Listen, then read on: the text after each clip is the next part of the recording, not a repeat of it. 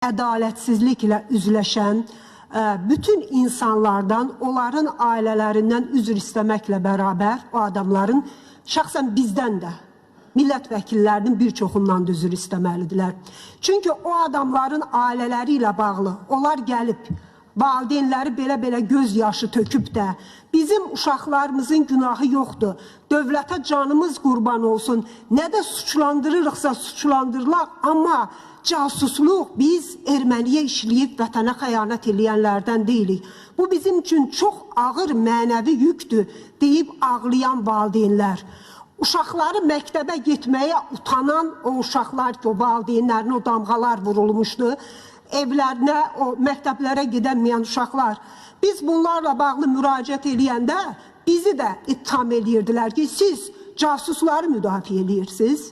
Amma biz casusluq müdafiə eləmirdik. Biz deyirdik ki, bu məsələlərə təkrar baxılsın. İnsanlar ağlayır, yalvarır, deyir ki, yenidən ədalətli baxılsın.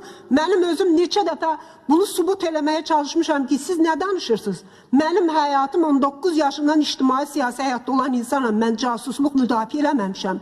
Amma haqları müdafiə eləyirik. İndi bu adamlar çıxsınlar. O insanların valideynləri ki, onlar ürək ağrısı ilə insanlar içinə çıxa bilməyiblər.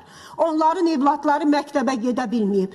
Birincisi çıxsınlar televiziya ekranlarına necə çıxıb ittiham eləyirdilər ha, qabaqca. Bax, eləcə şəkildə də çıxsınlar. Oradan zəhmət çəksinlər, üzr istəsinlər. Çünki bütün Azərbaycan xalqının gözündə bu bəraət alan insanlarla bağlı məlumatlar belə gedir. Heç insanlarımızın çox xəbəri də yoxdur məlumatlardan ki, onlar bəraət alırlar. 2. O işgəncə verənlər. Onlar hardadılar? O işgəncə əmrini kim vermişdi? Bu adamları cəmiyyət görmək istəyir ki, bunlar ən ağır cəzanı alır.